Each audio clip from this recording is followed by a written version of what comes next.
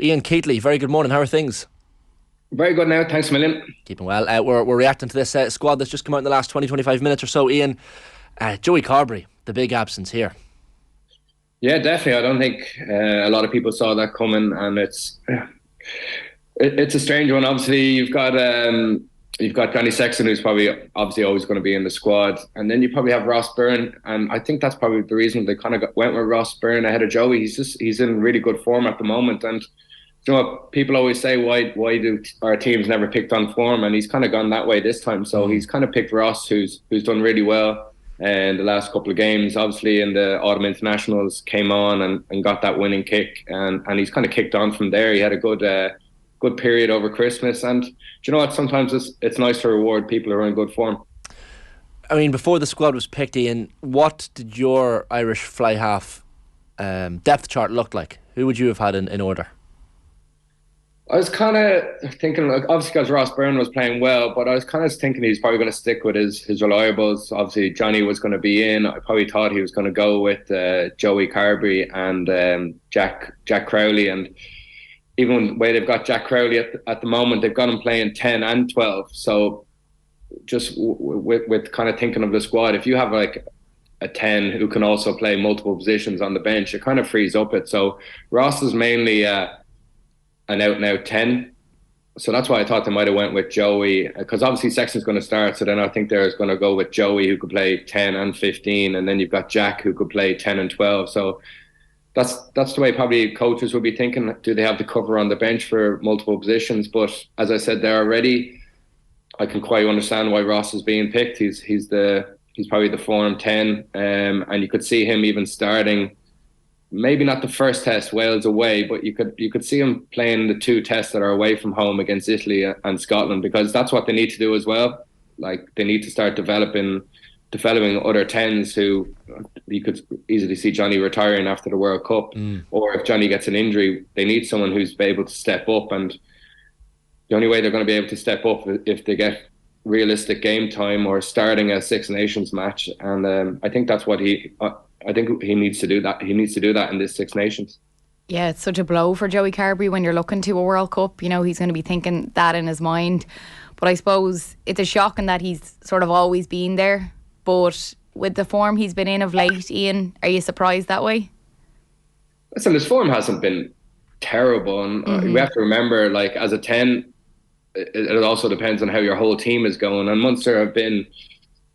Obviously, they didn't have a great start to the season, and they've only been coming to form kind of over the last few weeks. Still a few little hiccups here and there. They lost to Leinster and they lost to Toulouse. So I don't think it's the end of Joey Carbery. No way. I just think that Andy Farrell is right. He needs to develop guys. I want to pick guys on form and reward that, which he should. And like you can't. There's no argument for not picking Ross. He's done really well. It is a blow for Joey, but I still think it could be the little spark that he needs to concentrate on himself, get back to form, and I still think he'll be in that contention for the World Cup. So he just needs to. Obviously, it's a blow for him because I'm presuming that he'd be thinking he'd be in the Six Nations squad, but he just needs to take time off now and concentrate on himself, get back into form, and I'm sure he'll be back during those World Cup. Does World Cup pre-matches. He'll definitely be in, and you just never know, an injury and you're back in straight into the squad. Yeah, and Munster at the minute as well are hitting form, so it's a good time for him to, obviously be getting game time. Yeah, exactly. I don't think Joey would agree with that. I'm sure he'd prefer to be playing with Ireland, but yeah, there's always a silver lining, and that's all Joey can do now. He can't control anything that's gone on, so he just needs to get back, obviously dust himself off and concentrate on Munster this weekend. If you're Andy Farrell, are you alternating Ross Byrne and Crowley in the Six Nations? Are you playing Sexton in every single game, or are you holding him out for the World Cup? Like what sort of rotation are you looking at? And that's the double-edged sword there. Like, obviously, people like saying if Ireland don't win the Six Nations, you know how the media will spin it up. Oh, they're not going to win the World Cup, and that's that double-edged sword for Andy Farrell. Like, he needs to develop his players, and you just don't want to get to a state like, obviously Sexton's nailed on number one, but like Johnny could get an injury, and then you want to look to someone who's had experience, who started in big test matches, and you want to develop your squad, and you want to even probably have 2 or 3 guys like that. That could be another reason he left Joey out. Joey's had a lot of experience starting those big test matches. Maybe he just wants to develop Ross and Jack, and maybe give them a start each in this Six Nations to develop them, and then call Joey back in, and then all of a sudden you've got 4 test players who have started test matches during this year coming into a World Cup, and then all of a sudden you're actually in a really good position, rather than just having Johnny and Joey, who probably have started most of the matches for Ireland. I know you're heavily involved in coaching at the moment yourself, Ian, with UL Bohemian, and I mean, you would have been in and around that Munster setup as well. Like, would you have seen Jack Crowley up close and personal? Like, what sort of I guess elements does he bring to that Irish squad now? Yeah, Jack's a great guy, and even talking to him, he loves talking about rugby and different ideas and different approaches. Like, he's got all the skill set, and like, I think he has the right temperament for a 10. Like, he's obviously playing 12 a bit at the moment, but I think that's only going to help him develop his game. I think playing in different positions will help you. Like, if you're playing 12 and you're 10, sometimes you just want the 10 to give you the ball a little bit earlier so you can use your footwork, and it will help him see different space that he can create at 12. And we can see that he's actually doing that quite a lot with Munster. He's helping Joey out. He's another distributor. And I think that's just going to help his game. But even look at his age profile. He's still young. I think he's 23 years old. Like, he's got a lot of time ahead of him, so it's a good time for him to get into that Irish squad, get a few caps, and you can really see him being. Probably, I think he could be the starting number 10 after the World Cup. Another Munster player that's very exciting at the minute is Gavin Coombs. I seen him last weekend in Thomond Park, and he was just exceptional. He got over for 2 tries, and he's 2 caps at the minute for Ireland. So I think he's someone to really watch out for. Yeah, like Gav kind of came in. I think whenever CJ left, I think Gav was literally the direct replacement for that. He's very CJ Stander-esque.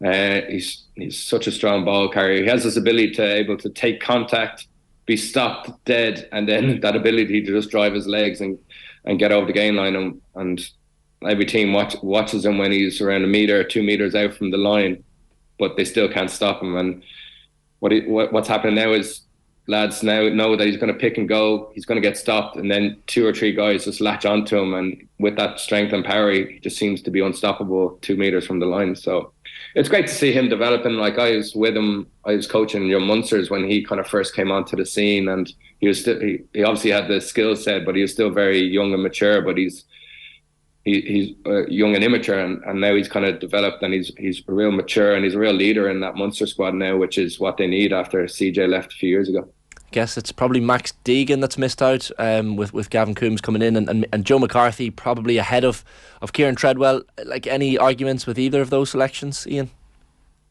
No, it's tough. You probably can't see them being on in the starting team, either of them. So they're kind of both going to be kind of fringe players, but probably they could even play that Italy and Scotland match away from home, even though they're going to be very tough tests this year.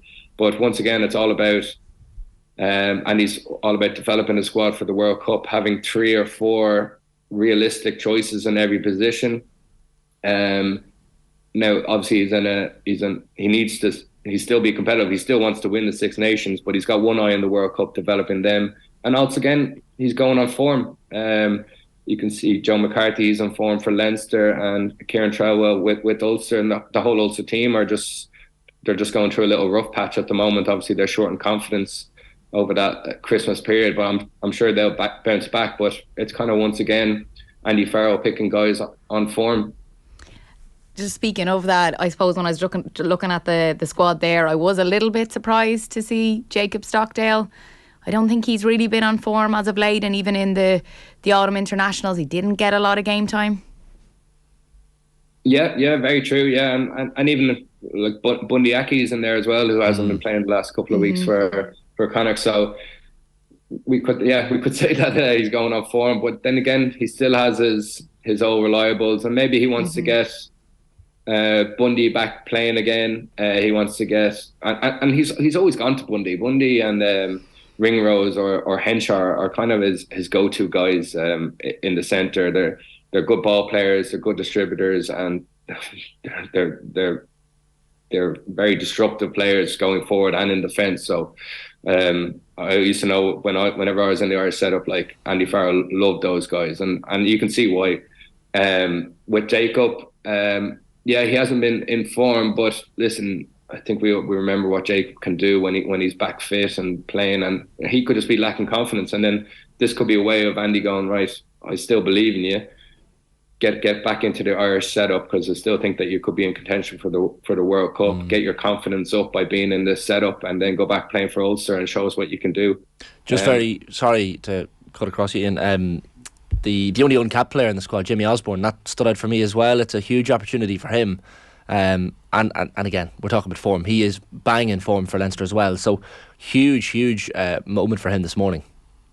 Yeah, unbelievable. And I've kind of saw little bits of him throughout the season, but obviously his performance there against Gloucester on the weekend was really his standout, and he's very similar to Ringrose. So now you can kind of go Ringrose and him, or else you can go Bundy Aki and Ringrose, and it's just, or you can go Stu McCluskey and Jamie Osborne. You kind of have that mix and that blend of centre partnership that Andy Farrell could mix up. But yeah, we talk about form, and Jamie Osborne's the key centre on form, and it's great for him to get called up.